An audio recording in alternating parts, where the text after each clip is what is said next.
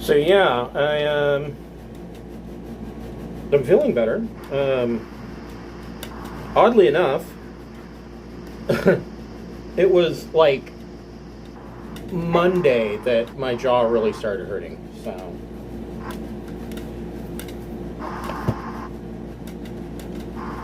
a little bit of a delayed reaction, I guess.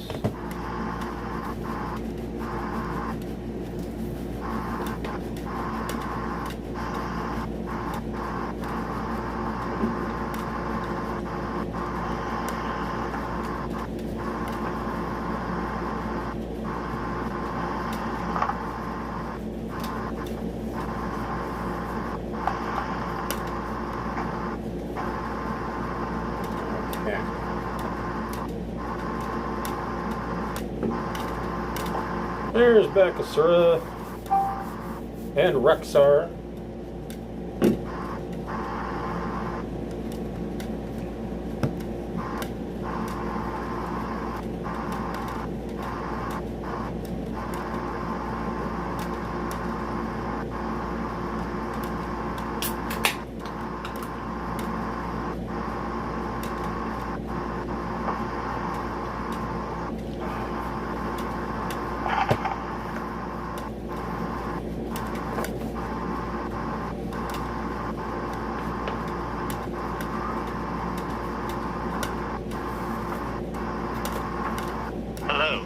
Hello.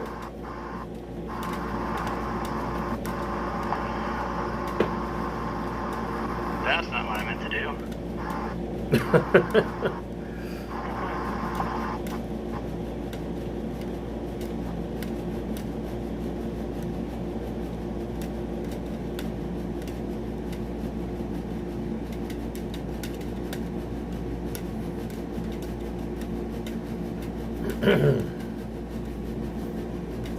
Giant cat.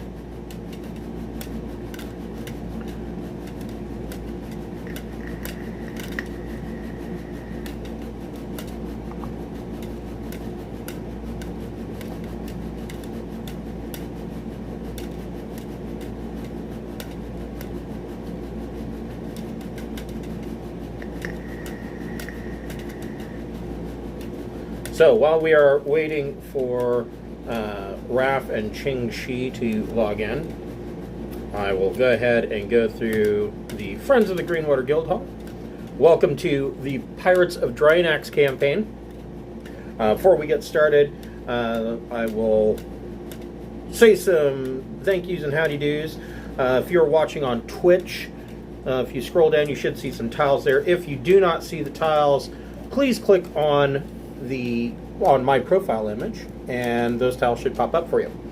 The first on our list is going to be the Speechless Bard. She and her husband make beautiful leather products for your tabletop games, such as leather covers for your core rule books. She has a line of dice bracelets. A very popular one, especially right now, is the Pride bracelet, where every dice on the bracelet is a different color. And she has a dice rolling mat that when you scroll it up, it looks like a spell scroll. She is over in the UK, so if you are ordering as a gift for somebody, keep in mind that it may take a little while. So if it's time sensitive, give yourself that extra cushion, because it can take a while to cross the pond. And the last on our list is the Fable Beard Company. Fable Beard Company makes beard products such as oils, balms, butters, and co-wash. And each of their scent profiles is a different fantasy character. Right now, I am wearing the Ginger Beard Man, which is leftover from Christmas. It smells like cinnamon and gingerbread. But they have numerous other scents, and I'm sure that you'll find one to your liking. If you're a first-time purchaser and you sign in, you can put in the code FIRST, put two beard oils in your cart, put in the code FIRST, and the second one will be discounted to free. You will notice that I am not throwing a shout out to Talon and Claw. I still have not received the order that I made for a custom DM screen from last December. I believe the order was placed around December 15th, And here it is, June, and I still have not received that order. He has sent that order twice to the wrong person. So there's some schmo out there that has my gaming group's custom logo on a wooden DM screen. Hey schmo, I hope you are enjoying my DM screen. And he's also failed to send me the felt pads that I ordered. So I cannot recommend ordering from Talon and Claw any longer. They failed to do proper business. Now he's not even communicating with me. I have been ripped off by Talon and Claw. So there's that. All right. So Party foul. You what? I said party foul. Yeah, right. Exactly. It is a party foul. I mean, once, sending it to the wrong address, I can forgive that. Twice, even if it's a mistake, it just makes you look inept. And then to just not follow through with your promises and then to cut contact is fucking bullshit, quite frankly. I feel like he's a thief, and I am not very happy with him. So there's that. So we took a week off because I had oral surgery. That was a ton of fun, let me tell you. Yeah. So my gum is still swollen, and I have this gigantic hole in my jaw. But yeah, so we are back, and we are waiting for Raph and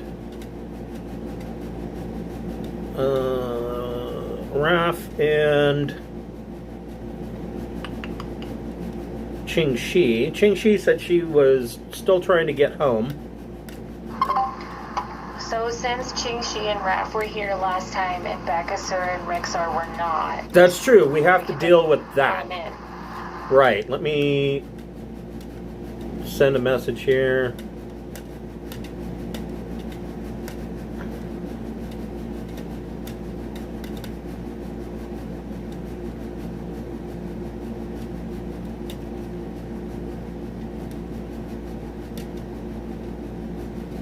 I've been so busy the past couple of days trying to get back into the swing of things while doing some tech upgrades that my brain is all funky. So, little back end of what has transpired for Bakasura and Rexar. These guys have followed the trail of who attacked Torpal and Clark to the pirate planet of Thieves. The Vargar pirate that you rescued on the space station was kind enough to give you access codes so that you could land. And they are in Blacksand City on Thieves. So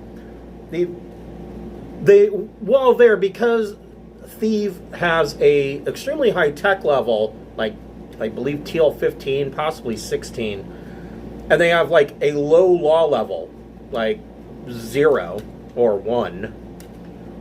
Pretty much anything is for sale here. And when they arrived, they were told by these 3 women who all looked exactly the same and were all clearly pimped out with heavy duty cybernetics. They were all wearing like a black long pea coat. Here, I can show you a picture of them, I think. Sorry. Let's see here.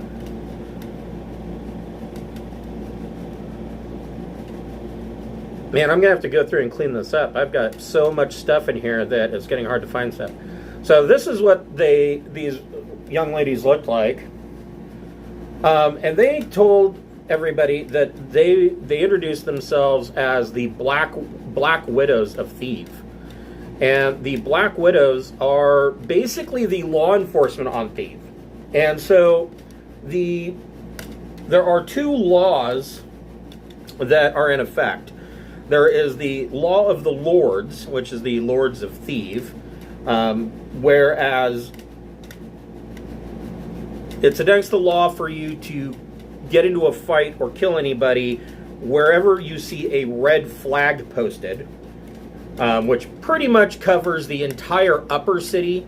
It also covers the moon, the artificial moon that it is called the skull because it's been laser carved to look like a skull floating around Thieves. That the skull is one gigantic red flag zone. Pretty much all of the upper city, and in the lower city there are areas where you will see red flags posted that let you know that this area is protected by the widows. In addition to that, no weapon may be discharged, preferably not even carried, but they're not going to quibble about that. No weapon that can penetrate the atmospheric dome is allowed to be discharged. The second law is the law of the street. So anywhere else that is not a red flag zone, if you kill somebody or if they kill you, well, that's too bad. They'll throw the corpse into a recycler and that's that. The penalty for breaking any law is always the same. Dead. You will be killed immediately. So, because of the high-tech level and the low law level, they decided to spend some cash to get their ship repaired. And so it is, and I'll find it here on the map, they are these domes here. So the docking bays are actually domes, and when the ship lands, a black dome closes up over it. So nobody from the air or orbit can see what ship is docked inside these domes. And they are having their ship repaired and upgraded. There's Ching Shihh. Hello. And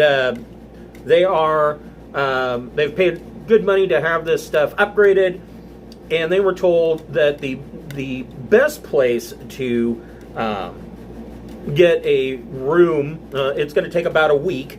They were recommended to go to number 2 here, which is the Grand Hotel, I believe. Maybe. Yes, the Grand Hotel. It is the tallest spire in the upper city, and it is extremely posh. There's a wonderful restaurant just off of it, which is here, called the Rose Pavilion. Very fancy, very high-end, very expensive restaurant. And so Beth Smith and Keith Clark had decided to stay in the Grand Hotel. Raph went down the elevators into the ravine at the bottom into the lower city, and she got a seedy little rat trap hotel across the street from a brothel. And right now she is with 2 hookers eating in Tux, which is a restaurant owned by a Capri. So all the food there is vegetarian. And Raph is there enjoying herself. So Rexar and Bakasura, I'll start with Bakasura. Where would you like to stay? Do you want to stay in the Grand Hotel, or do you want to look for something cheaper in the lower city? I feel like my character would be more comfortable in a shadier place. So, of interest to Bakasura, the lower city has a location. There is a place called Brain Dimming. And brain dimming is a reference to the old practice of starships that they would practice something called jump dimming, where just before they went into jump space, they would turn off all the power, so all the lights would dim, and that way the jump drive would have enough juice to get into jump space. So brain dimming is very similar. And in brain dimming, you can buy any drug you can think of.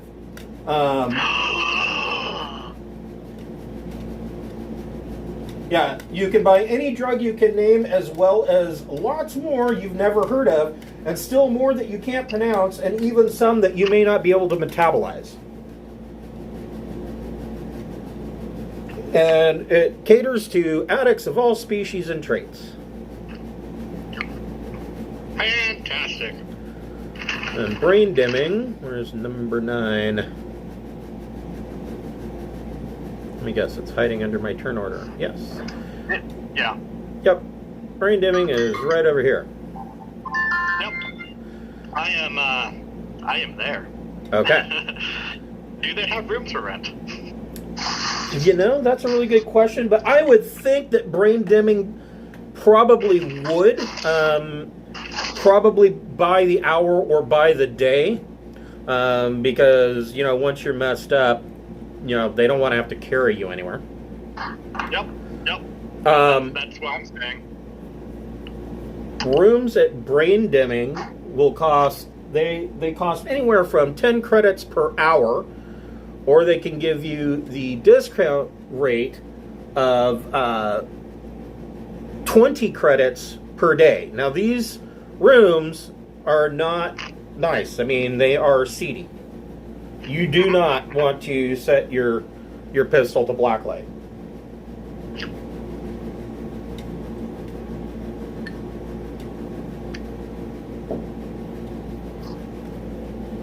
Yeah, I will be staying there. Okay. What about Rexar?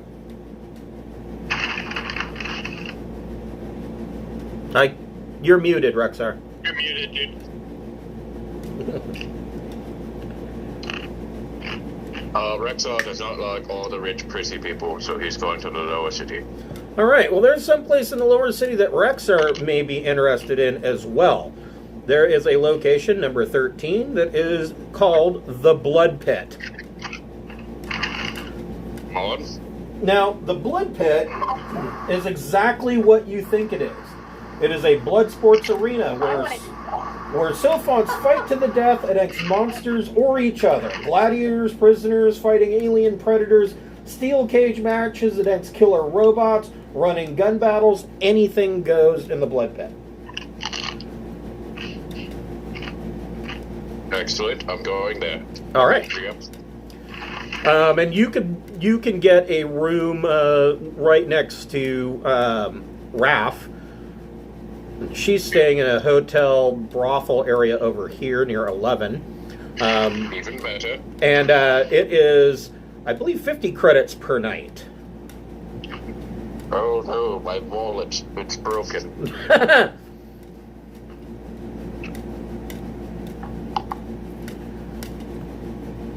All right. And so we will get to Bakasura and Rexar here in just a moment. Man, Raph's not here, so... Alright. Actually, why don't we start with Bakasura? So Bakasura, you get to brain dimming, and it is the seediest hive. It smells like a cross between cat piss and dirt, and there are dubious stains. Yeah, there's dubious stains on the floor. It would, just walking in there, you get the heebie-jeebies, like, you know, like if somebody at Skate World told you to lick the carpet. It's good to be home. And there is a rail-thin bald guy behind the counter wearing a leather vest and no shirt, and he has a belt that's made out of what looks like a cargo strap, and then there are bullets attached to it. And you walk in and he says, "Hi, what can I get ya?" I need my another dose of my anti-aging drug. So you need anagathics. Yes. Well,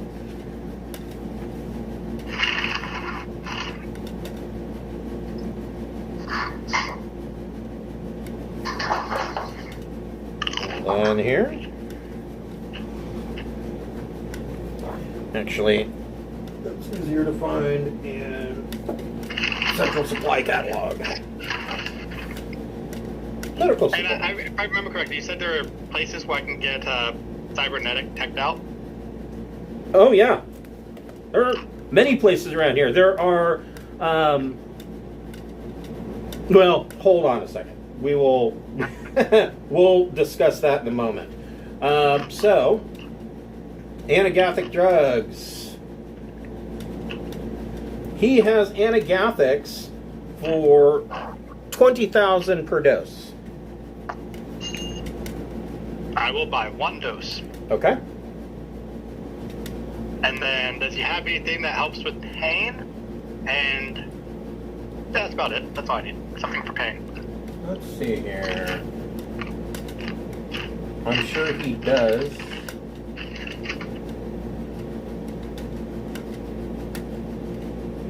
He has numerous quote-unquote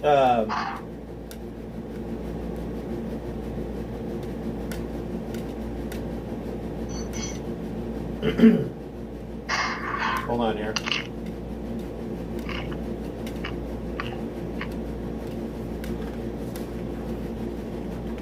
Yeah, he's got pain drugs. I mean, basic morphine. I will. How much per dose on that? For morphine, 100 credits per dose. Oh. I'll take 10 doses. Okay. And then he has, the counter that he's leaning on is a glass counter with one of those roller shelves in it, kind of like you would see in an antique store. And it is just chock full of pills, little bags full of powder, vials of liquid, and he points down, he says, if you want, pick something out from here. There's a number of recreational drugs they're all 10 credits per dose. Oh. Yeah, I'll just point to one at random and take that. Okay. So he sets you up with a little baggie of white powder and a hypo spray for 10 credits. Excellent. Make a recon check, and you can make that with a boon. So roll 3 dice, take the 2 highest. And it's 3 dice. Right. Recon plus your intellect. Not street smarts. Hmm. Okay. Actually, you know what? Yeah, go ahead and make a street smarts check. Street smarts plus intellect, or yeah, it'll be intellect, and you get to make that with a boon. So 3 dice and take the 2 highest. So 14. Okay. So as you were coming to brain dimming, your street smarts, you were kind of listening to eavesdropping on various conversations between people as you were coming in. And so you learn that down here in the lower city, there are some what they refer to as chop shops for cybernetics. And some of the stuff that you've overheard, not all the chop shops are strictly cybernetics. Some of them are genetic enhancement. And you learn that a big thing down in the lower city is what they call blood gangs. And these blood gangs a lot of times will either assault one another or more commonly visitors to the lower city that are new, and will kill them and harvest their organs and sell them to the chop shops. Now, in the upper city, there is a full hospital. There are numerous boutique cybernetic shops or genetic enhancement locations. But down here in the lower city, there's just, some guy in a dirty garage with a rusty scalpel. Yeah, I'll be going to the upper city for that. Okay. Okay. So you're staying the night down here in brain dimming, I take it? For tonight's dose, yes. Okay. Somebody watch his kidneys for him. Right? It'll be like Venture Brothers where he wakes up in the tub of ice and he's got a scar on one side and a newly stapled up one on the other. It's like, oh man, not again.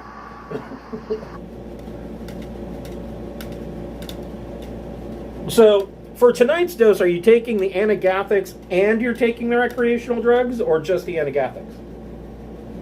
Just the anagathics. Okay. All right. Rexar. Yes. You are on your way to the blood pit, and go ahead and make a recon plus intellect check.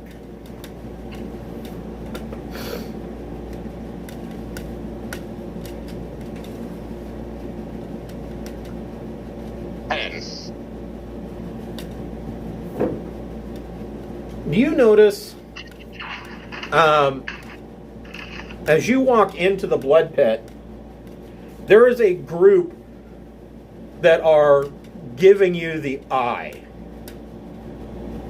And none of them look happy. With you specifically. And there is, a number of... You watch a couple of these contests. One is a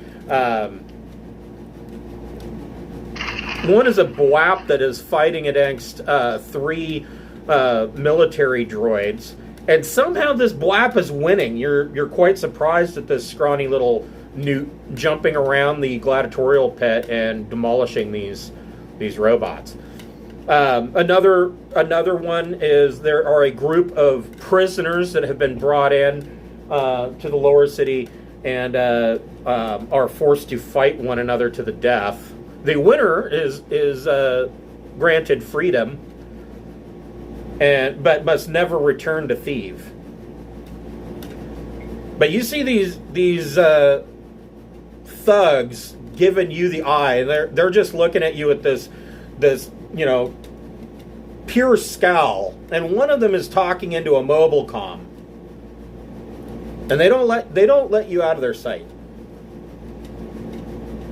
Rexar looks at them and just grins.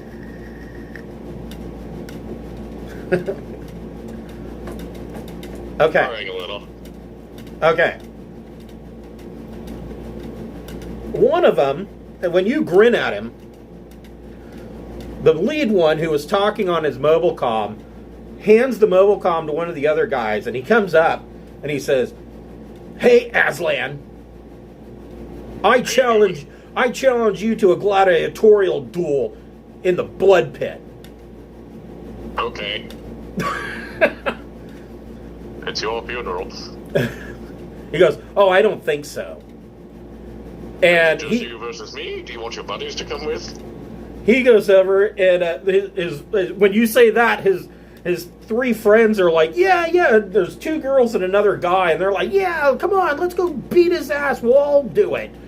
And so he goes to the sign up, and he puts down 100 credits, and he says, "I'm betting 100 credits that me and my gang are gonna tear this Aslan apart. And part of it, when I kill him, I'm going to skin him and I'm going to wear his hide like a cape."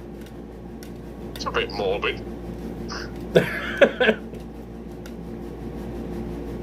So, any rules? Or, do I just am I going to cut you in half with my axe? Can I shoot you? Or all of them pull out monoblades, which are monofilament samurai swords. And Keeping it personal, I can respect that. he says, let's do melee weapons. Alright, I turn on my static reaver. Okay. We'll come back to Rexar in but a moment. In fact, hold on here. Because this is... You guys kind of split the party on me, so...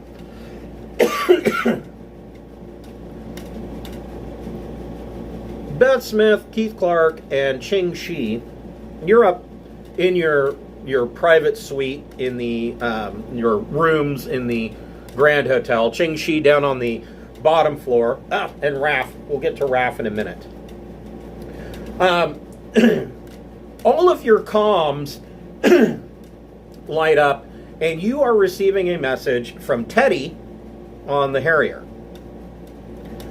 And it is staticky and breaking up, and all you can make out is there's some kind of trouble. You're going to want to get over here. And it cuts out. Alright, let's head on over. Bail Teddy out or whatever's going on. Okay. So you guys hustle your way back to... I gotta look it up again. Callow Shipyard. So, do we have, or I assume we have comms, even though we're staying, like, we're wusses who stay in the fancy pants part of town. Oh yeah, There's comms we could use to connect. Yeah, I'm assuming that everybody has basic tech. I can't imagine anybody in a Traveler game not having a mobile comm. I mean, unless you were born on a TL2 planet, you know, and somebody kidnapped you.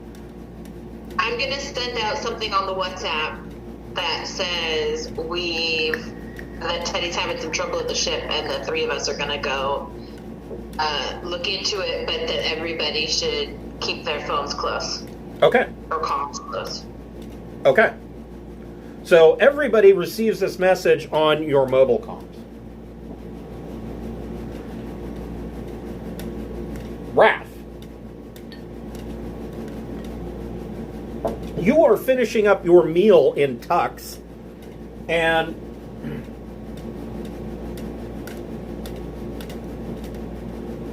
you see this woman come in. She's limping. She has a hooded poncho style cloak on. You immediately can see she turns, and you can see that she's got a black eye. Her nose has recently been bloodied. She pretty much looks like she's had the crap beat out of her. And she comes up and to the counter, and she asks Tuck, she says, I know that there must be some food that you throw out. Do you have anything that I could eat? And he immediately says, no, get out of here. Honey. Nah, Raph goes, honey, come over here. We got some pancakes. And just then, behind her, you see... bitch. You see three individuals come into Tux, and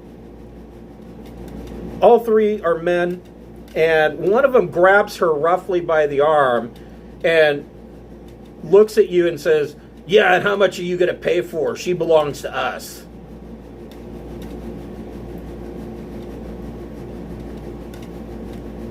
Someone's gonna roll. How many black eyes is it worth to you? Wait, did you say black eyes? Yeah. I know, I had to think about that first. I heard something Eyes. Yes. How many black eyes is it worth to you? So, way back before I met my wife, she got into an accident and rolled I believe it was a Yukon. But anyways, they get on the phone to call the insurance company, and she she's explaining that she had hit some black ice, right? And she says, yeah, I hit some black ice and rolled my Yukon. And the woman on the other end of the phone says, well, what were they doing standing in the middle of the freeway? And she's like, what? She's like, why were there black ice standing in the middle of the freeway? No, black ice.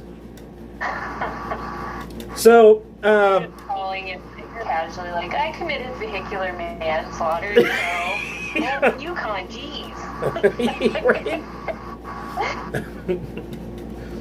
So, the second one... Look at these guys like, look, fellas, I got a belly full of whiskey, and I stink like sex, and I am ready to roll the hell out of y'all.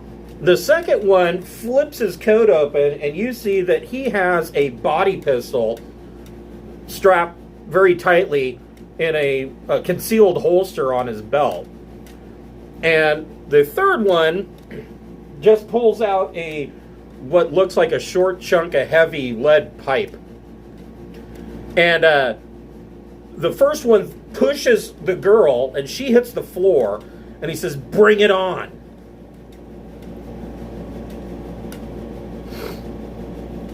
Well, I'm gonna drink like 3 ounces of pancake syrup, and then I'll stand up and tell them they might want to put those away before I shove them straight up their ass. All right.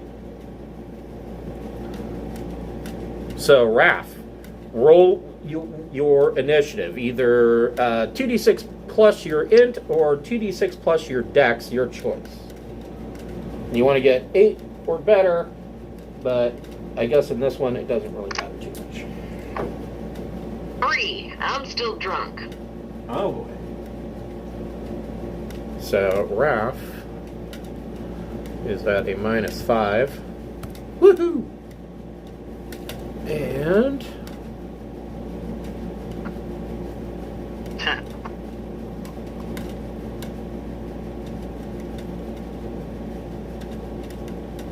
yeah, these will do, I think.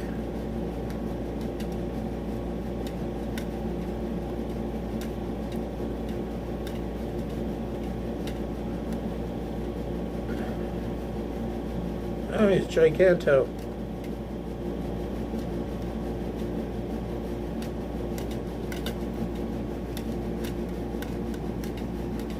I suppose I should give these guys a name. The pimps. Blood Gang.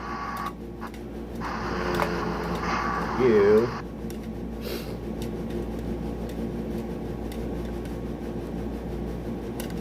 There we go. So, Blood Gang.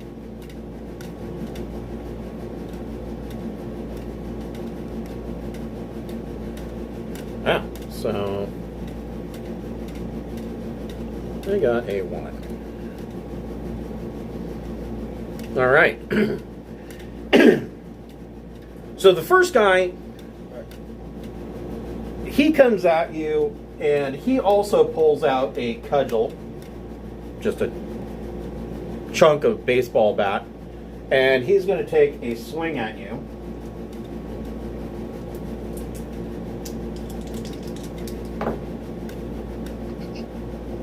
And he misses. Not terribly, but brings the cudgel down on the bar and breaks one of the plates that your prostitute was eating from. And she's all kinds of pissed off about that. The second one with the cudgel comes over, and he's going to try and smack you from the other side. Man, and he whiffs it as well. These guys are doing fantastic. You just got to duck under, and he swings right over you. And the third guy, he pulls the body pistol out, and he keeps it down, but kind of backs up like he's waiting to see what these two assholes do. And he kind of ducks down a bit behind a table, and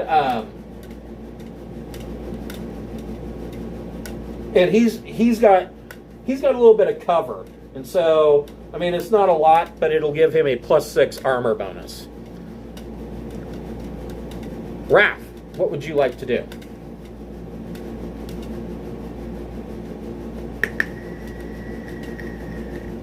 I'm gonna punch the one that just smashed a plate. All right.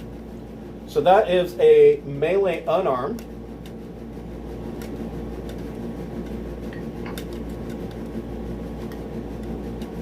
Do you have melee blade? I don't have any melee. Oh, shit. So you're at -3 to make a punch.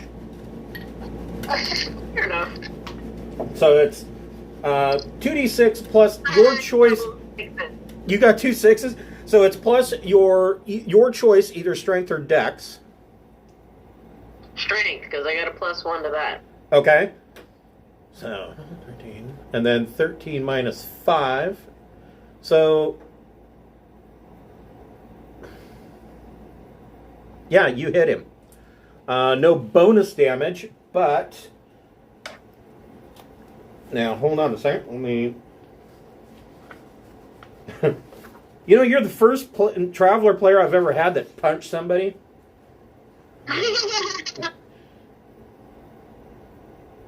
Well, we're not allowed to use arms, and she's kind of, lawful. I mean, if it was to defend her life, oh, sure, she'd pull out her pistol, but this is not real. Yeah. Just a friendly brawl to defend a lady's honor. Like, this ain't shit. She can fist fight it. Defend a lady. You have a very broad definition of lady. Yeah, well. So let's. I invited her to eat pancakes, and they're trying to stop her from eating pancakes, and I have a problem with that.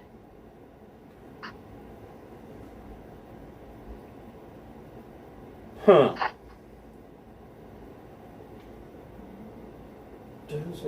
Oh, here we go.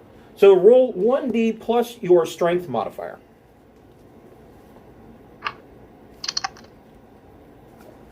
Fine. All right. That's a pretty good punch to the face.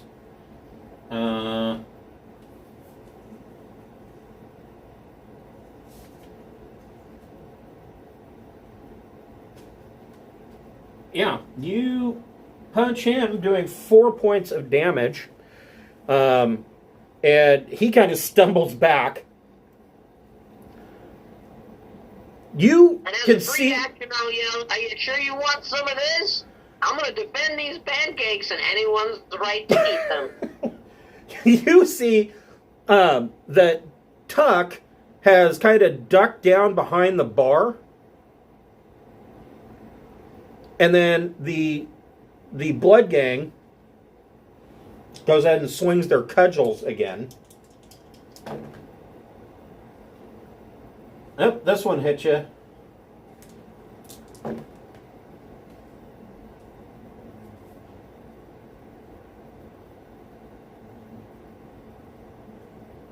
So, what armor are you wearing? I got a Diplo vest on. That's 3 protection. So he just smacked you in the face with a cudgel, doing a total of 6 points of damage. That's after I deducted your armor. So that comes off your endurance. Got it. So what's your endurance now? 6. So that changes your endurance modifier to a +0 for now.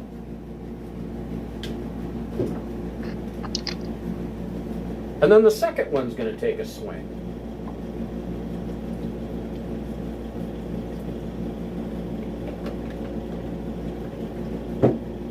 And he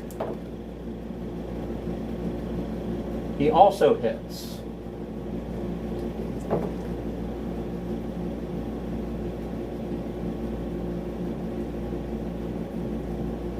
For another 6 points. So your endurance is now 0. Alright. Which means that So your endurance is at -3 now, and any further damage can come off of your choice of either strength or dexterity. When strength or dexterity drop to 0, you are unconscious. I believe. Let me double check that. You might be unconscious now.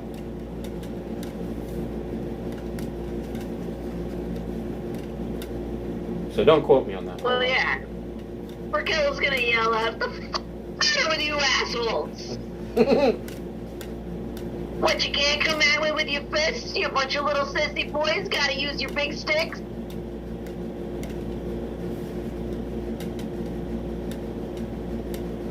Gotta compensate with something. Okay, yeah. If either strength or dexterity are reduced to 0, the traveler becomes unconscious. When all 3 characteristics are 0, the traveler's dead. So you still got your strength and dexterity to keep you up and running. And the guy with the pistol is still sitting there ducking behind the bar. What would Raph like to do?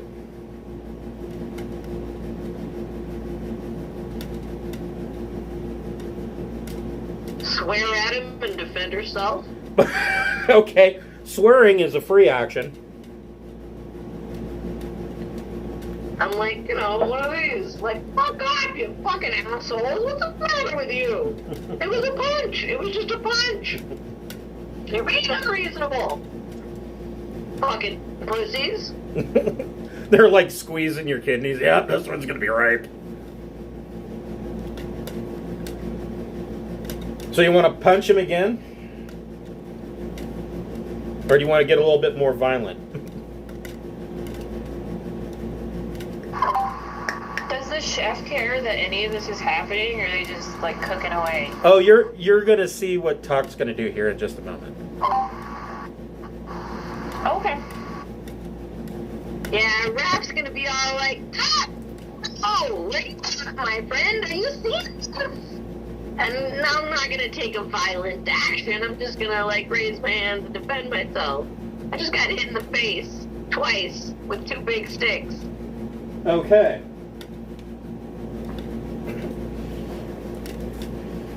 Man, I really wish that book would get here. So, Aliens of Charged Space 2 actually has an arms and equipment guide for Kakri, and they've got some really interesting stuff. But I think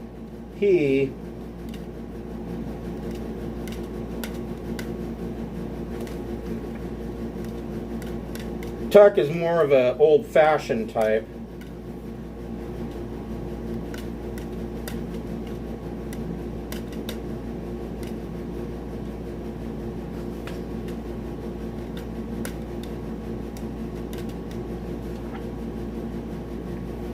So, Tuck comes up from behind the bar, and he is now holding a coach pistol, which is essentially a pistol grip, double-barreled sawed-off shotgun.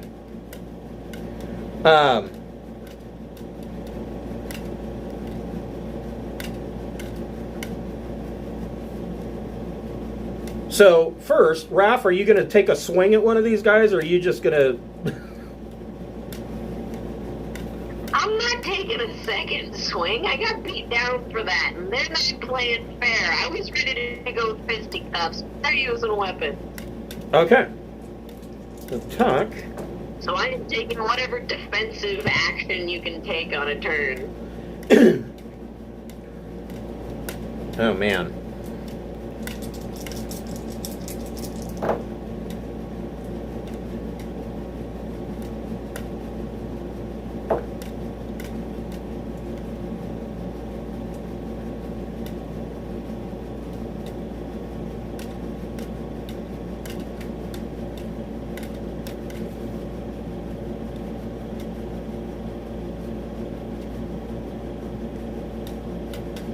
So, Tuck comes up. The guy that's taking cover from you, Tuck has a clear line of sight on, so the guy has no cover from him. And Tuck fires both barrels of this coach gun and catches the guy midsection and pretty much blows him in half.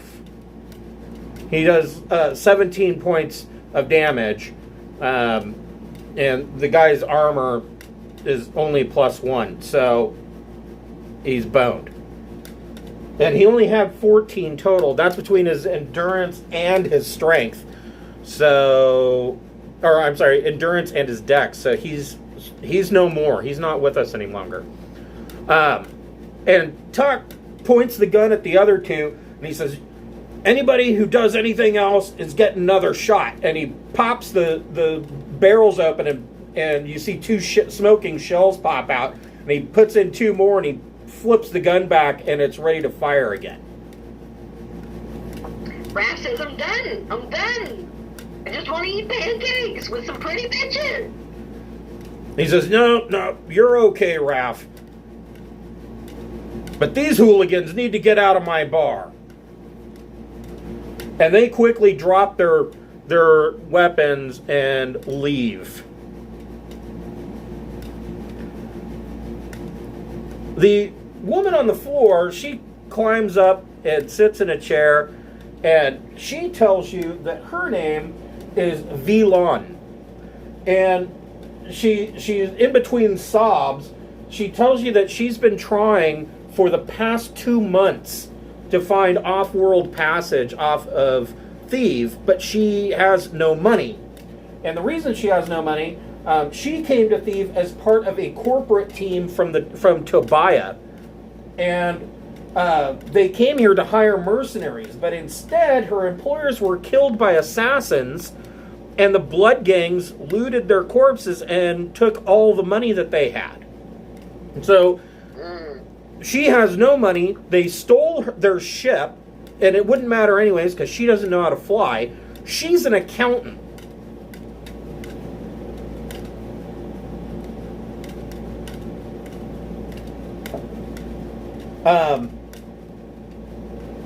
More importantly, she has a skill of Broker 4.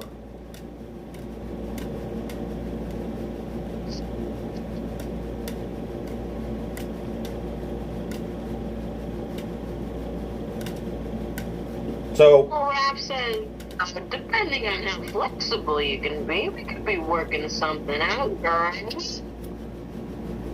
She says, really?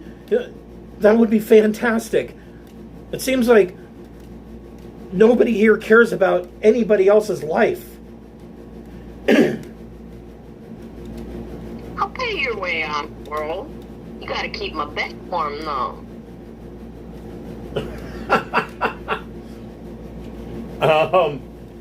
Make a persuasion check.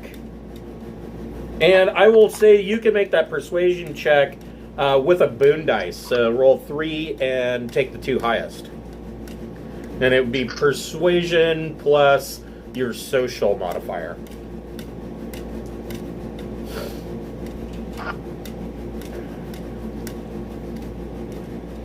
Seven.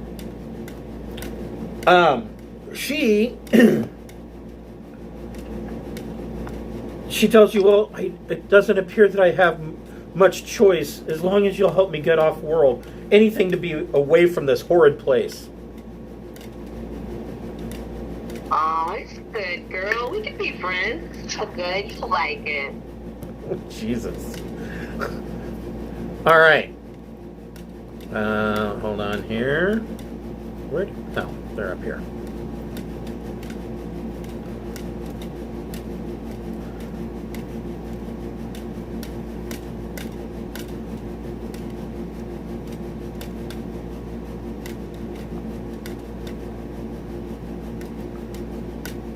Put some more tokens up here.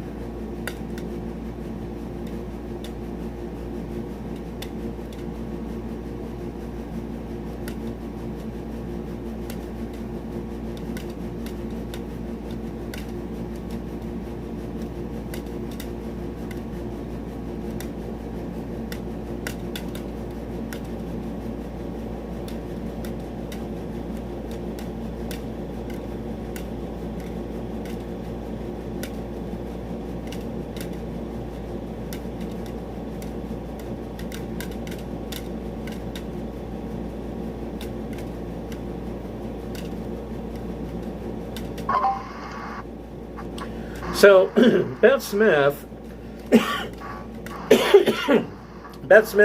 Ching Shihh, and Keith Clark, you run and you make your way to... What? So, Beth Smith, Keith Clark, and Ching Shihh, you make your way to Callow Shipyards. All three of you make a recon plus intellect check.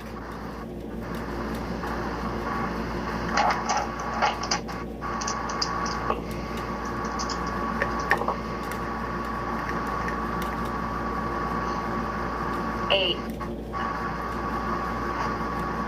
Keith also got 8. 12. Ooh. The three of you spot that there is a rough-looking lookout standing outside the door of Callow Shipyards. He doesn't look like he belongs here, but you can definitely tell he's keeping an eye on the street, trying to make sure that nobody unexpected shows up.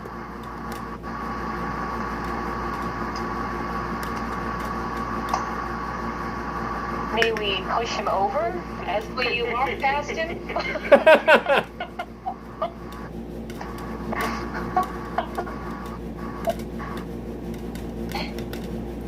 So it's a lookout droid? No, it's a human being.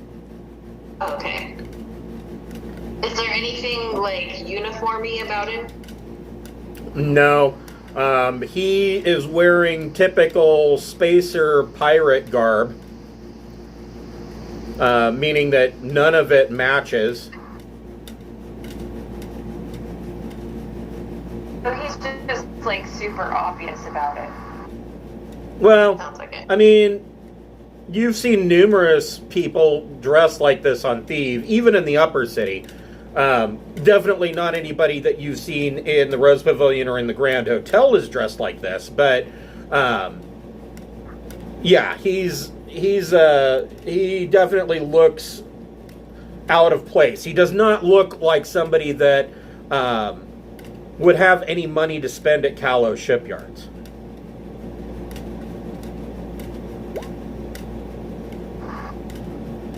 Okay. So I'm not allowed to pull out guns, but other stuff's okay, right? Was that the deal? Well, if it's in a red flag zone, then nothing's okay. There's just the best motto is to not get into a fight. Okay. Your other option, of course, could be to go to a local terminal, and you see that there's concrete embedded public terminals almost on every street corner in the upper city. And at these terminals, you can go on and you can report a crime. And supposedly the widows will come running. Now, Ching Shihh, with your 12 from your recon check, you realize that the inside of Callow Shipyards is a red flag zone, but the outside, the street, is not. Okay. So I've got a blade if I need to threaten him not to call to anybody as you go in and inspect, Captain. Why don't we hold him as a hostage, like a knife against the neck type of thing, but out here? Oh yeah. We probably got a rule for that as like a team effort. Well, I mean if you're holding him hostage with a knife to his neck, that may actually skirt the bounds of the red flag law. You haven't killed anybody yet. You know what I mean? Well, Right, but don't we... Something then. Aggressive negotiations. Yes. Persuasive. I guess. Well, I'm just worried that if we walk him into the hangar, that we're then in violation. But if we keep him out on the sidewalk, so at least he can't he can't signal anybody that's we're better off. We can take a minute with this if we want. Outside.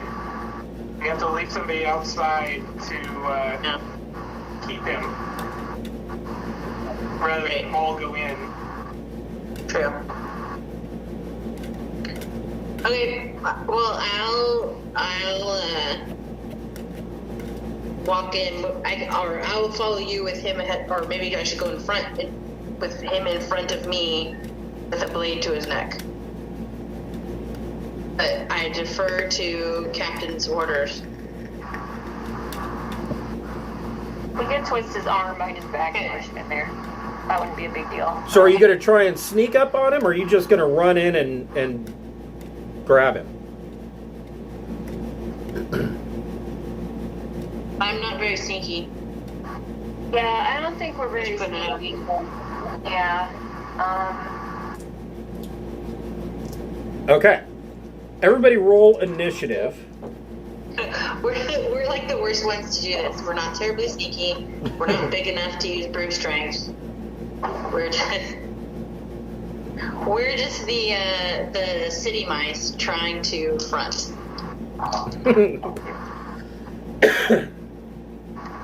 I wish I played pirates as a child more. I don't have like the spirit of it, you know. Trying.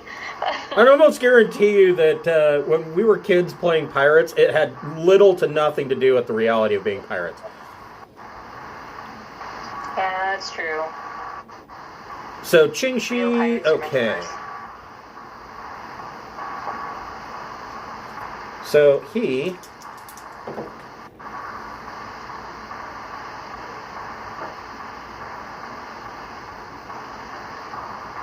sees you guys coming.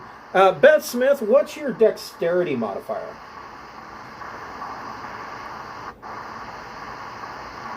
I couldn't hear you, I'm I sorry. didn't get any of that. Sorry, what's your dexterity modifier, Beth Smith? +0. Okay. What's your intellect modifier? +2. Okay. This guy is raising his fingers to his mouth, and he's about to blow a whistle. Beth Smith, you can catch him before he does that. What do you want to do?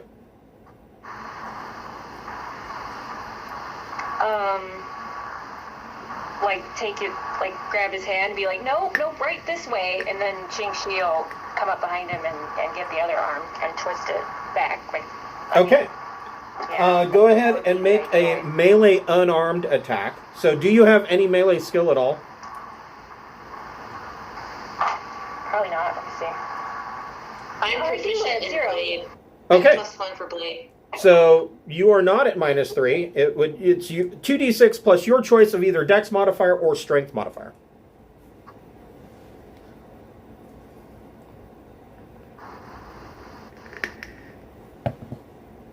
I fucked this up completely. This is not good. This is not good. Maybe I'm also continuing to frantically text everyone. We need help now. You're needed upstairs. Rexar takes us back, defending honor BRB. Ugh. Stupid honor. Okay. My reply, what? Yeah. Who did? I'm busy getting young again. Bakasura went and bought like a tub of oil of Olay age-defying cream. You hear Taylor Swift 22 in the background. On the video, he's just got like this greenish mask on his face. I'm kind of busy. So, what did Beth Smith get? 4. Oof. Okay, he draws a body pistol and takes a shot at point blank range. Wait, won't the... Okay. Oh shit. Oh, okay. No, never mind. I was like, what? How did he miss that? But he didn't.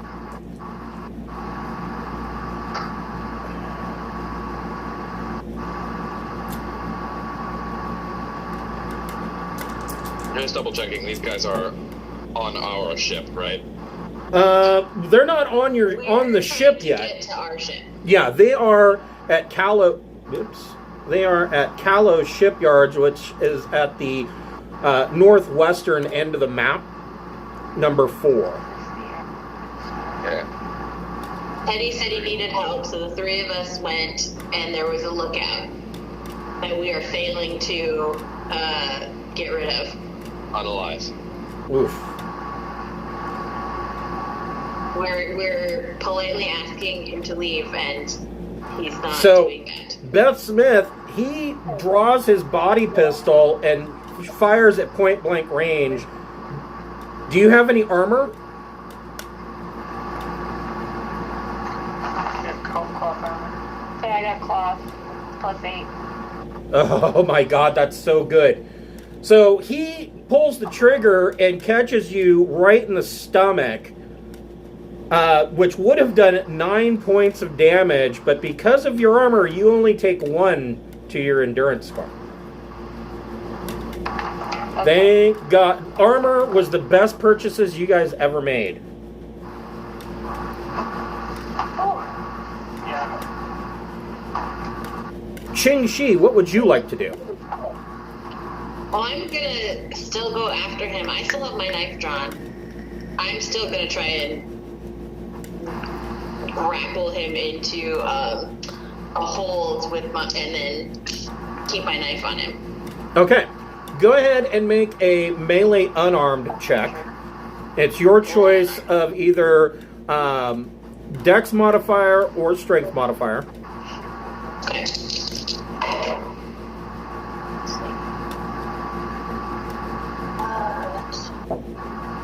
yes. 10. Okay. So you grab him and you have him grappled. And he fails miserably at trying to get loose. And you grab him, he drops his pistol, and you've got his arm behind his back, and you're twisting his wrist just enough that it's just about to break. Nice. I'm going to let him know that I thought that was incredibly rude. That there was no need for guns, and that we need to know who he's trying to signal. Keith Clark, what would you like to do?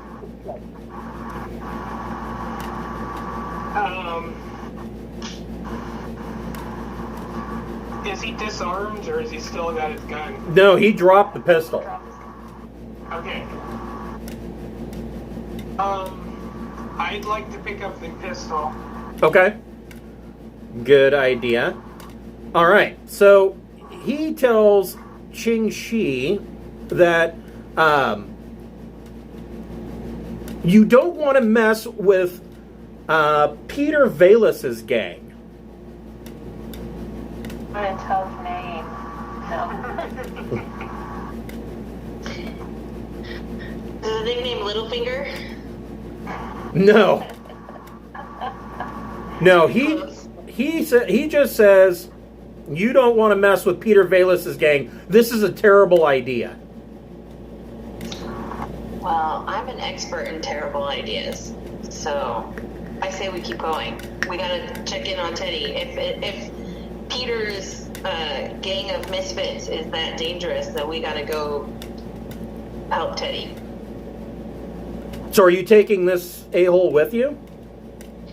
I would like to take him. I mean, there's nothing wrong with the first round being human shield. That's very true. We're going into the red zone, though, aren't we? Where we're Right. going to get assassinated by hot cyborgs. Well, it's only if you kill somebody in a red flag zone that you would be targeted.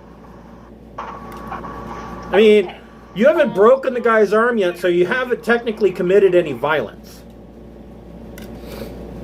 Can we break the one and then hold him with the other one? Because I don't want him being super useful if he escapes the grapple. Okay. You want me to? I guess. Then let's make sure we're out of screaming range. If I'm going to snap his wrist, let's make sure I'm out of screaming range. Give him something to bite down on. Okay, so roll 1d. Well, you don't have to roll any damage. You snap this guy's arm, and like it is a nasty spiral fracture, and he's screaming into the palm of your hand, and he's invented an entire new line of curses. When you guys go into Callow's shipyards, With my hand over his mouth, I'm going to whisper into his ear that we have one of the best healers in the system, and if he works with us, we'll take the pain away and heal him up. make a persuasion check. Can I be this best healer? No, Captain Beth Smith is a doctor. I know, but I didn't actually want to help him. Okay, so wait, what check am I doing? You said persuasion? Yeah, do a persuasion, and you can add your social modifier to that. And you can make that with a boon dice. So roll 3 and take the 2 highest. Okay. 12. He settles down and just kind of nods his head. You guys enter Callow's shipyards, and you see the gentleman that helped you when you first arrived is unconscious behind the counter, and there's blood trickling down his forehead.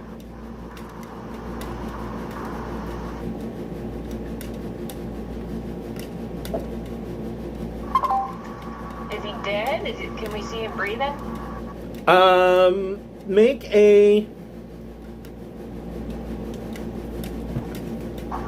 Make a medic check plus intellect or EDU, your choice.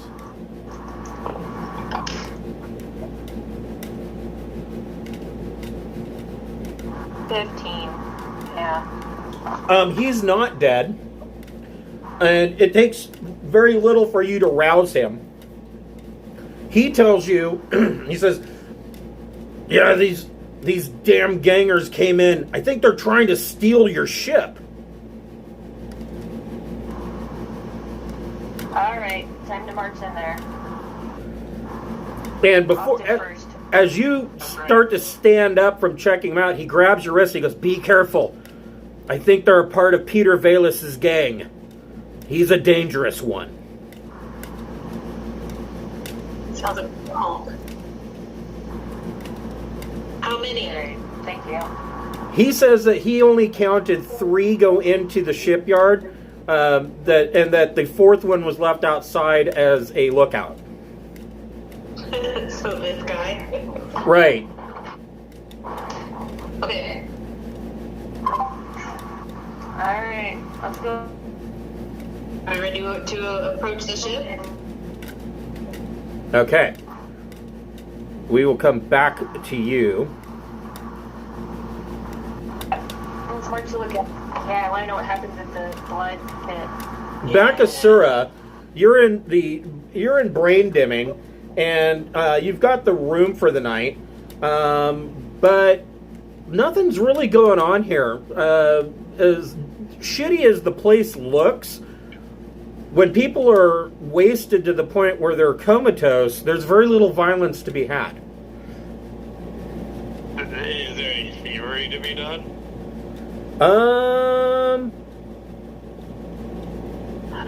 Make a recon check. Recon plus intellect.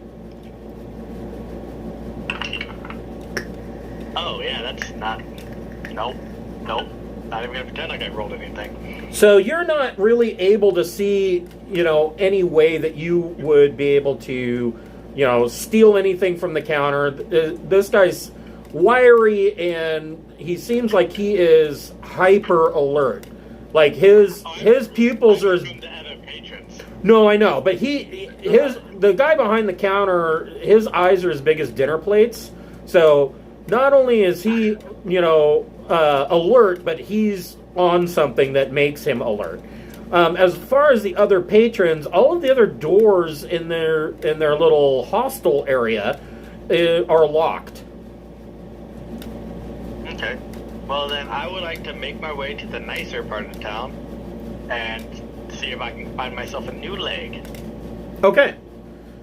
We will come to that in just a moment. Rexar. Hello. Hold on here.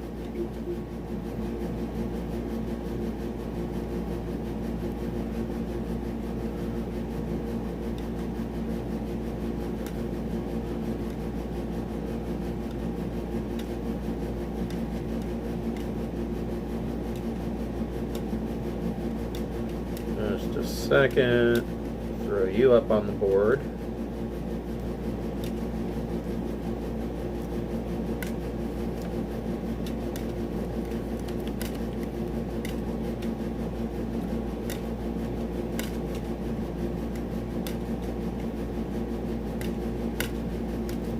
All right, so you enter the blood pit.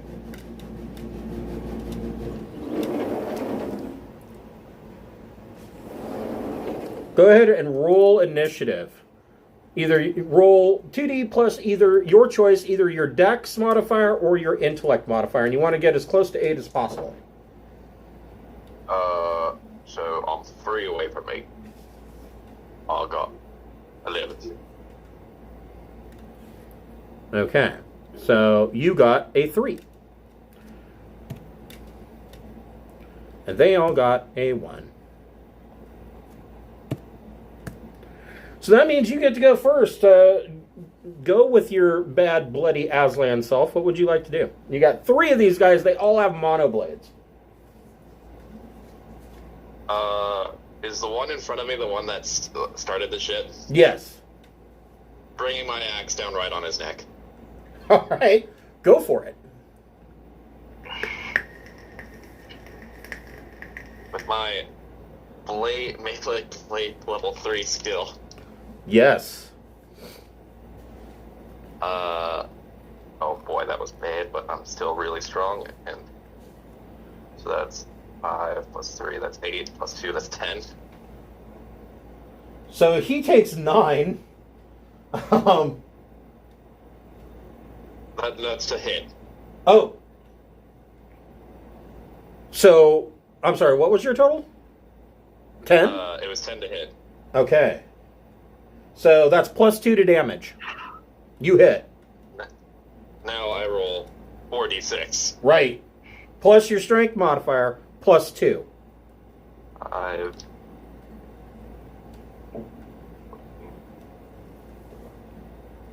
That's 18 points of damage. Holy fuck.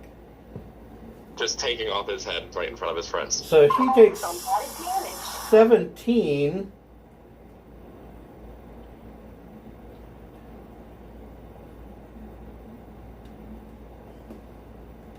And he only had 14. So yes, you bring your Reaver Axe down, and you don't just decapitate him. Your Reaver Axe goes through his collarbone diagonally and under his left arm, and he just is severed diagonally.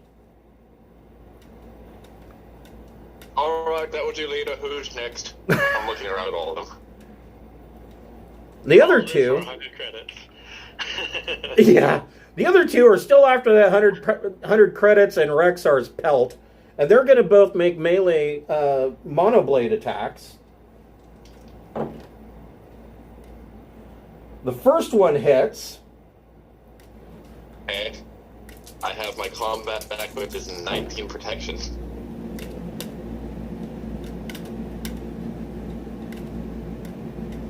So it's a total of 17 points of damage. Yeah, my combat back is 19 protection. Okay, so you take none. Bounces off my blade. The second one... Actually, hold on a second. I need to look at something real quick.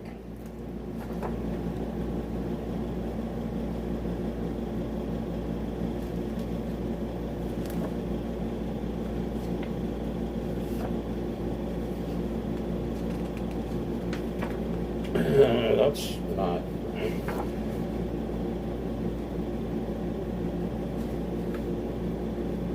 Specifically, my question is whether or not a monoblade has AP.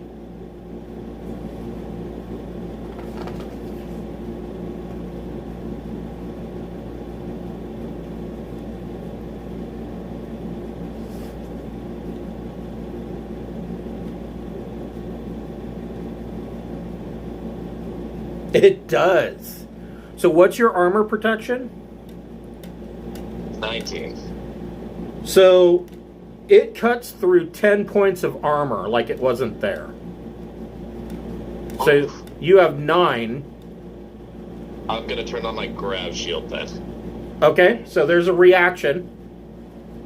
And your grav shield...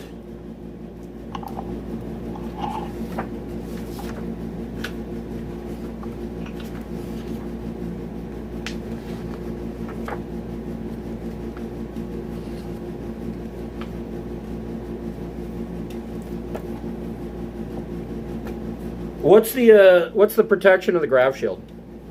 It's just +2. Okay. So let's see here.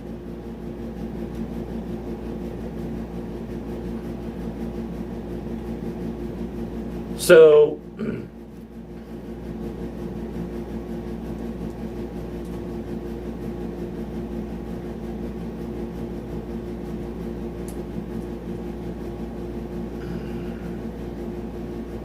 So you would take 7 points off your endurance. Okay, still doing strong. Sorry, I had to do I got fuddle fucked because there's a whole lot of pluses and minuses there. The second one's going to swing his monoblade. And he hits. Nice.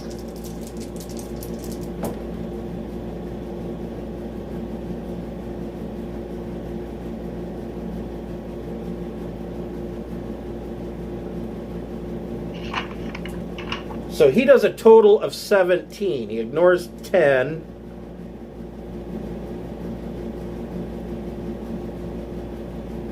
So you have 9.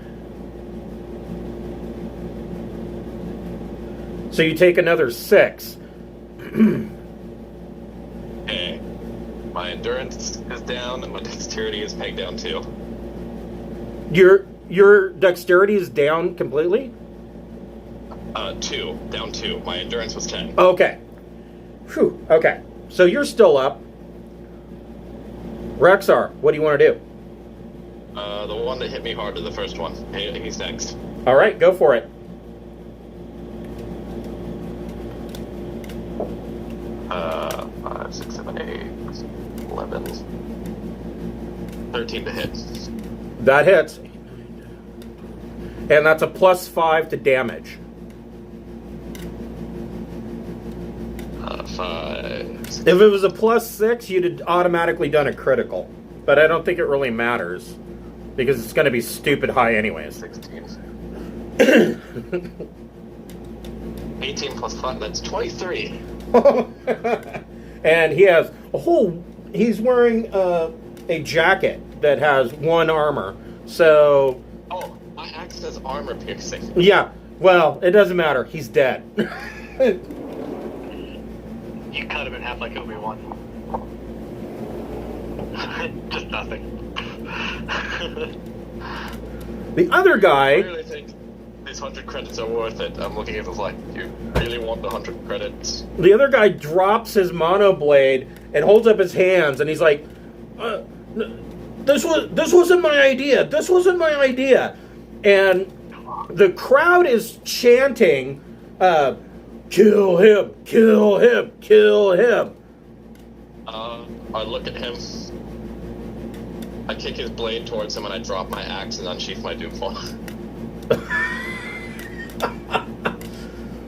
As his minor action, he reaches down and picks up the blade. He's now he's backed away. He's probably a good 3 meters away from you. What do you want to do? Give him a warrior's death. Go for it. Dew claw, just right in the throat. Right. here. It's a Dewclaw that can scratch starships, but that's not the point. Right. Yeah, it's coated, isn't it? In that coating and razor bladed. 10 to hit. Yeah, so that is a +2 to damage. My Dewclaw is how much? 1d6 plus 2.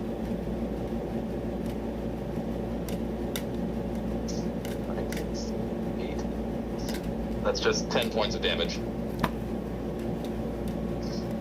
So he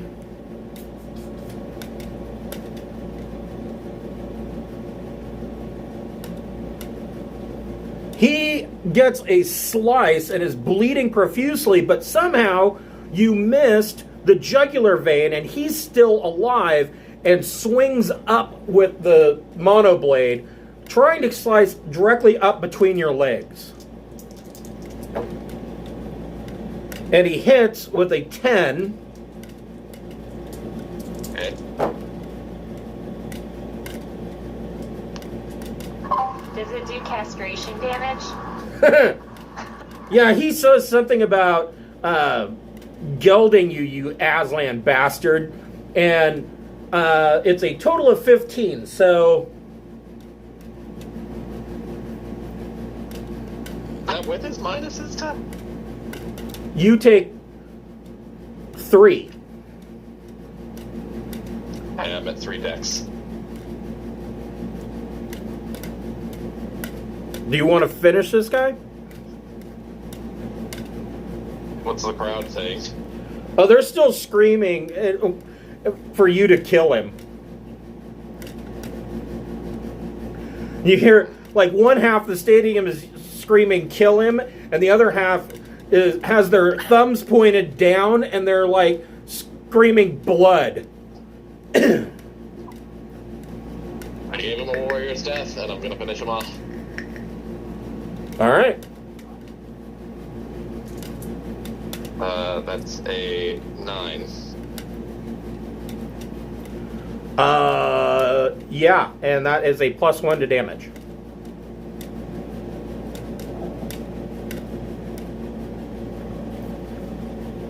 Another 9 damage. Okay, that did it. Just put my claw in his chest and slam him down. Yeah, you tear him open, and the announcer comes out and announces Rexar victorious, and one of the announcers comes out and holds up your Dewclaw, and the crowd is cheering, and he says, "You know, you could have a real future fighting here for us." What did he say? You kind of... He says, "You could have a real future fighting here for us." There's more honor to be found out in the stars. And I pick up my axe and I leave. As I read my text and I'm like, oh, fuck. I'll leave for... So, Money. Rexar didn't bet anything. He was just like, I want to fight. yeah, but you win the pot. Oh. Yeah, you 100 credits. You get 1,100 credits. Everybody was betting on them, and he tells you, he says, so, as he's paying you your credits and counting them out, he says, so you know who it was that you were fighting, don't you? No. He says, they're a part of Petyr Vallis' gang. Petyr Vallis and pretty much all of his followers, they have this weird thing. They hate Aslan. So can you grab the cleaved head of one of Bayless's men and haul it back up with you? Well, it's a cleaved head and like a third of the torso and one arm. It's a little ungainly.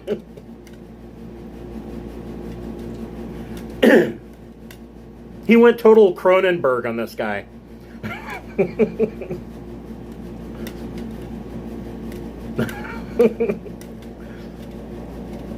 You're muted.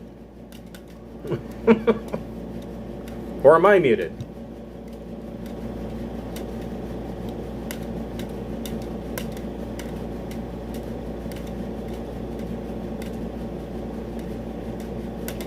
just There wish we we go. could find some Rexar merch, but it doesn't look like it's gonna happen.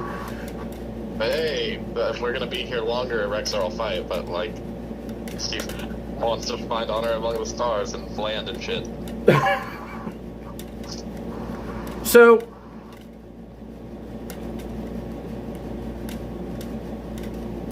Looks like you're gonna plug in my laptop. back to Raph. Is Raph still with us?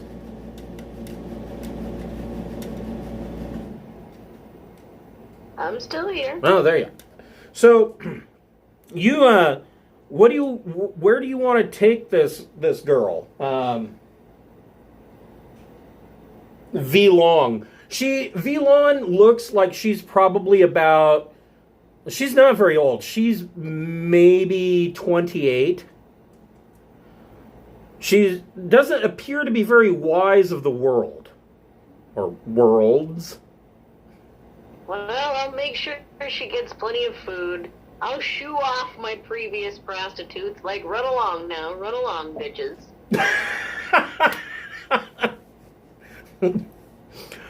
Go be hookers and play blackjack, whatever. What I'll do is make sure the line has plenty of water. Lots of water. And she can come back and, we'll just crash out. Raph's ready for bed. Okay. Sleep in my hotel room. Okay. Not gonna lay a finger on her, just crashing out. Okay. All right. Did Raph get the text of like the corpse? Like who's Petyr so and so's gang, right? But she was Raph's got a hell of a headache, and she'll deal with that later. oh, okay, cool. So. Sorry, Cap. I'm off duty. Yeah, your shit got rocked. Get some sleep. Being a pirate can be rough. And that should be said by a Vargar. Being a pirate can be rough. So, Beth Smith and Keith Clark and Ching Shihh, you enter into the hangar area. And as soon as you come into the hangar, everybody make the three of you make a recon check.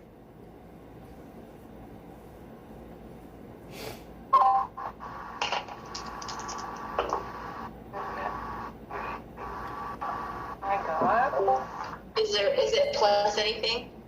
It would be recon plus your intellect modifier. Intellect 8. Okay. Keith got 8. And I got 9. Nice.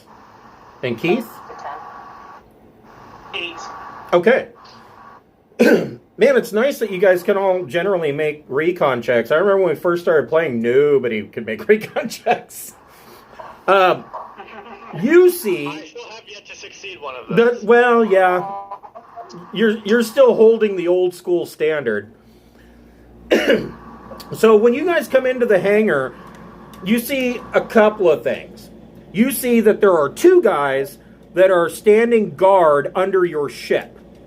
You see a 3rd guy with a portable computer that appears to be... He's got the computer plugged into the security panel of your airlock and is trying to hack the security code to get in. Now, to hack a security code on a ship is a formidable 14-plus computer or electronics computers check. None of these guys look like they have education or intellect high enough to do that. But that's not going to prevent them from trying.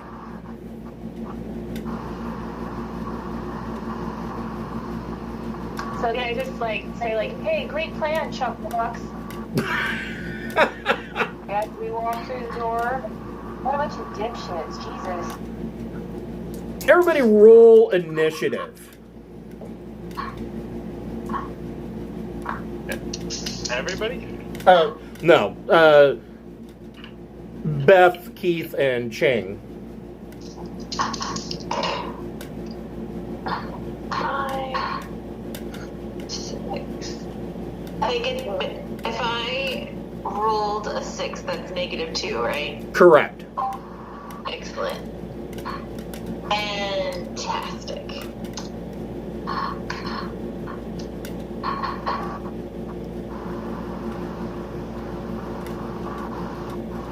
Look at Keith Clark with the big initiative. So Keith, she yells out. Beth Smith yells out, "Look at these chuckle fucks!" And they all turn. What do you want to do? I mean, this is your ship that you've been babying and working on and trying to bring up to standard. What do you want to do? So we're in a zone where we can't kill anybody. Is that correct? That is theoretically correct. You are in a red flag zone. Now, if we manage to drag bodies aboard before anybody noticed, That's true. we'd probably be okay. But I don't know if we're willing to risk that. Do you want to go call? How far away from them are we? Like distance-wise, 20 meters, 10 meters. I would say that you are probably 25 meters. Okay. Wait, the shipyard owner, he has to be like calling somebody, right? Oh, I'm sure he's putting in a word to the Black Widows now. The Widows will arrive in 6 rounds. Okay. 6 rounds. Okay. That you hear over the intercom in the docking bay. He says, "Hey, you assholes! The Widows are on their way." So, I suggest that someone aim for the terminal that they're trying to hack. Since we can't injure them, then break down the terminal so they can't get into the ship.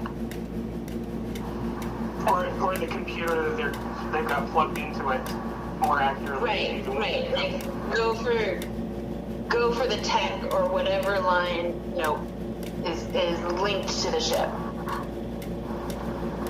Yeah, so I'm thinking a laser pistol would be enough to do that.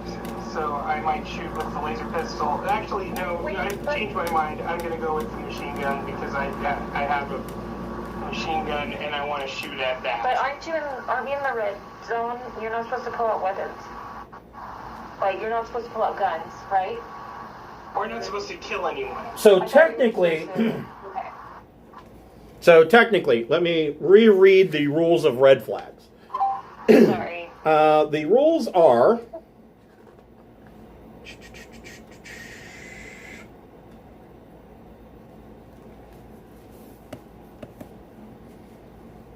Hold on here. So the law of the Lord in the upper city and any building marked by red flags, the law of the Lords holds sway. The law of the Lords is no murder, no weapons fire, nothing that offends the calm and tranquility of the city. Anywhere else on the planet's surface, anywhere in the canyons below, anywhere not marked by flags, another law holds sway, the law of the street. The only restriction is a ban on any weapon that might breach the city's environmental containment. The punishment for breaking either law is the same, death. Okay, so no. Okay, I changed my mind. I will use my sword to attack the computer. Hack at it with the pointy bit. Okay. Oh, I know. So, okay. I did not anticipate this. What's the armor level of a computer? I'm envisioning this going down like the scene from Office Space where they attack the Right. machine. So, when I was the assistant tech manager at sword and like, damn, it feels good to be a gangster as you're like hacking at the computer. When I was the assistant tech manager at CompUSA, they sold a computer repair toolkit, and in this toolkit was a small hammer, and I'm like, what the fuck? So, but having worked on many computers, I now know what the hammer's for. Sometimes you just have to give it a little manual persuasion. I thought it was like to throw it at the Karen that was demanding you fix their computer. Yeah, there's that too. Oh man, there's that. That's what it's for. It even had a little rubber cap on it because you don't want to leave any dents. What the fuck? So, if you use 3 minor actions, you can move 18 meters of that 25 running towards this guy. So I use all my minor actions by just running toward it. Okay, so Keith Clark draws out his Sindalian officer's blade and is just like, ah! The gangers, man, these guys are stupid.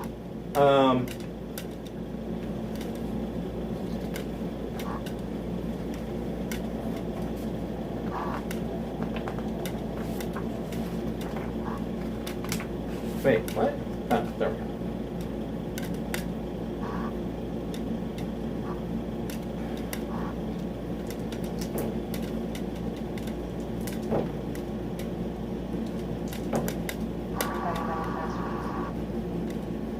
So the one that's working the computer terminal is like, he just keeps working the computer terminal.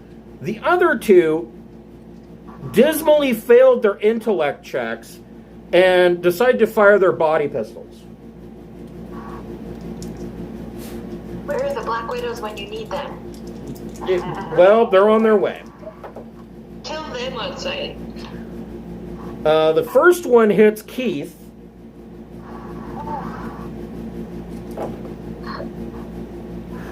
Bye, Keith. I hardly need just in the chat. So it's a total of 14 points of damage. What kind of armor are you wearing? I'm wearing cloth armor. It has a +8. Okay. So you take 6 points of damage.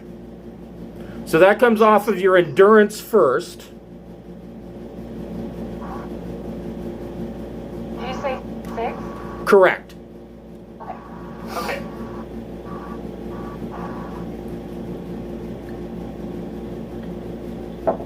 So what's your endurance at? My endurance is at 2. Nice. So you are at a -2 modifier for endurance. I'm going to get winded easily. The second one's going to take a shot. And he misses everybody. He actually hits the dome overhead. And the shot, like, ricochets off of one of the metal beams. It doesn't pierce the dome, which is a good thing.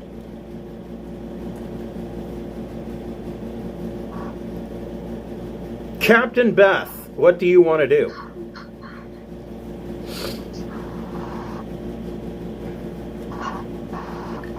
Let's see here. Keith Clark. I would like to... Is there any... There's no cover in here, is there? Just There's like some... the ship itself? There are some crates full of parts laying around, but not much. I mean, I want to yell like the widows are on their way, morons. Like, Okay, so that's a free action. yeah, I'll go ahead and do that and just walk leisurely like towards Keith and try and examine it. Okay. Probably not during combat. I don't know. Not during combat. Are they gonna murder me? So if you use 3 minor actions, you can. If you use 3 minor actions, you can catch up to Keith. Because he's 18 meters ahead of you.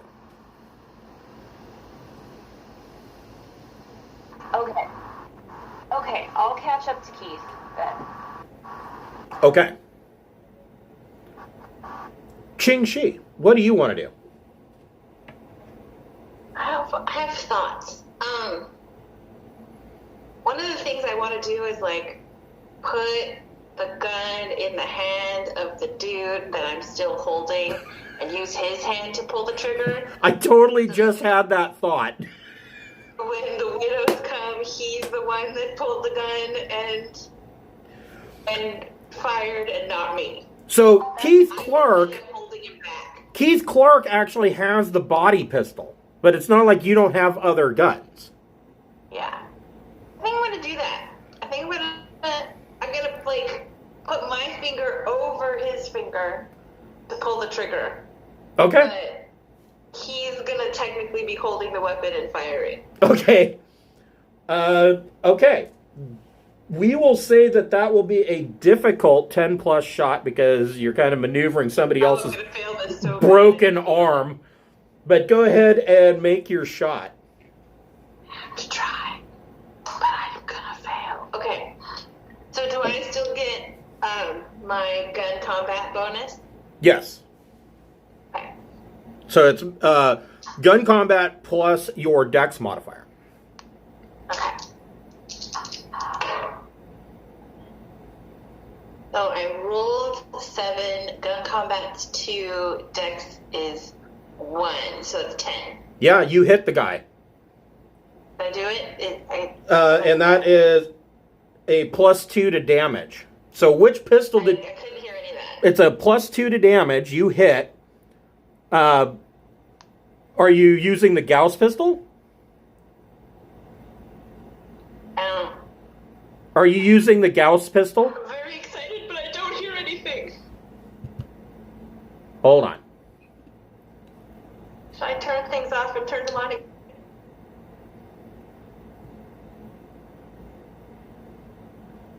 Okay, you messed with some settings or something. Okay, can you hear me now? Yes. Okay. Much better. So are you using the Gauss pistol? Yes, that's what I'm carrying. Okay. So you hit him, and that's a +2 to damage. Okay. That's 3 D6 7, 8, so 10. Oof. So you put a shot right between this guy's eyes, and his head just explodes. And the guy that you've still got your hand over the guy's mouth, and he's like, and Oh yeah, this is happening, but this is happening. Keith Clark, what do you want to do? I am going to continue, if I can, to attack that computer Well, with my sword. let's see here. Wounded, right? I'm wounded. I don't know if this is something I can still do. Maybe you should try and take cover, or I don't know. So you could move 6 meters and attack the other guy with a pistol first. I could do that with my sword. Correct. That's a great idea. Because otherwise this guy's just going to turn around and try to shoot you in the back. Yep. Yep, you're right. Okay. That's what I'm going to do. I've got my sword out. I'm going to attack him. Okay.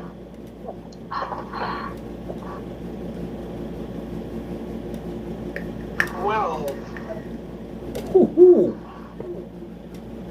So, yeah, you hit him, and that is a +4 to damage.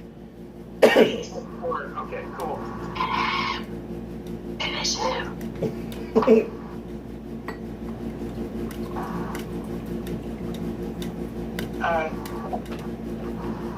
13. Oof. So you bring your sword down and open this guy up, and he just he's on the ground trying to hold in his insides, which are now on his outsides. Sweet. Captain told you this was a bad idea. Yeah, he's So listen. busy gurgling. The other guy drops the computer and turns and runs. And as he runs, you hear the obvious zip bang of a Gauss rifle firing, and you see the guy's head explode. Okay, at this moment, I'm gonna shout, drop your weapon, and act like I'm fighting the guy I'm holding, trying to disarm him. I'm gonna be like, no, you can't have guns here, and make him drop it. I know. Hold my stomach. I'm defending the peace. Do you have deception?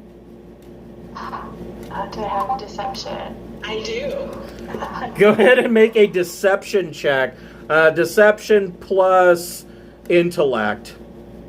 Come on, Really one shot. 8, 9, 11. Please, please. Okay. Coming down from the rafters up near the dome, you see 4 black widows come down on gang wires. And one lands next to Ching Shihh, and she puts a hand on your shoulder and she says, "Don't worry, I'll take care of this." And I'm so glad you're here. And she just pulls out a Gauss pistol and shoots the guy in the head. And he's done. Aww. A hero.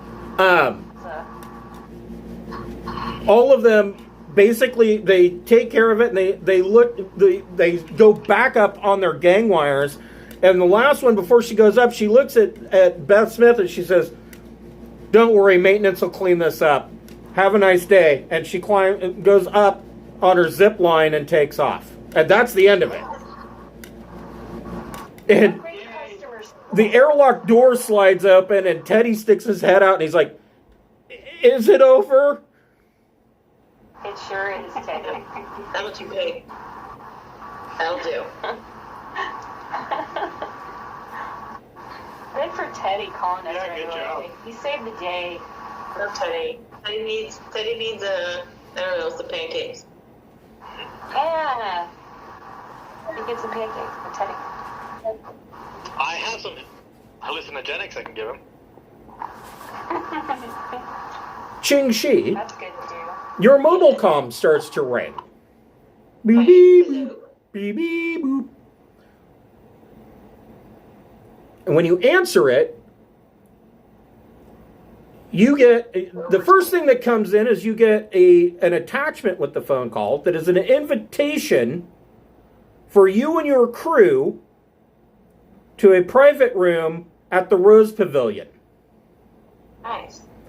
And when you answer it, the person on the other end says, "Yes. Is this Ching Shihh?" It is. "My name is Admiral Dorokin. I am inviting you and your crew to dinner at the Rose Pavilion tomorrow evening at 8 p.m. Please do not be late." We will not. And he hangs up. And that's where we will break for this week. Nice. Good job. Fantastic. It's that when Rexar shows up to the party. It's like, "Oh, damn it! Yeah, I you missed guys it. are ready. Son of a bitch." Did I miss it? Did I miss it? So our next is going to be this Sunday, is that right? So we will actually, so this Sunday we're having the Traveler Barbecue here. I'm going to be doing a whole lot of brisket. Anybody that's coming, please bring sides. Whatever you want to eat with brisket is great. Bring whatever you want to drink. So we'll do that from 5 to 10. I plan on smoking the brisket pretty much all day, so it should be pretty much close to ready to go as soon as you get here at 5. For Sunday, because I don't know, Bakasura, I know that you and Rexar, you guys have work hours. I don't know that are you going to be able to make it on Sunday? Probably not. I don't know. Sunday's Father's Day, right? Correct. I do have a dad that I need to say hi to. Okay. So if I take him up for lunch, I might be able to come by. Okay. He said he wanted to grill for dinner. Okay. What about David? Sunday. Hold on, let me get my phone. Sunday, Monday. I feel like it's either this Sunday or next Sunday I have something going on. It's next Sunday. So, yeah, I should be able to make it. Sweet. All right. So what I was planning is that it will be an adventure. Well, I'll leave it up to you guys. We can either do an adventure outside of our current campaign, and actually it would be going back. It's the same campaign, but we'd be going back in time a little bit to do this quirky thing. Or we can pick up right where we left off and keep going. I'm a fan of either one. It's up to you guys. I mean, if we're all going to be here, there's no reason to not just continue going on. That's fair.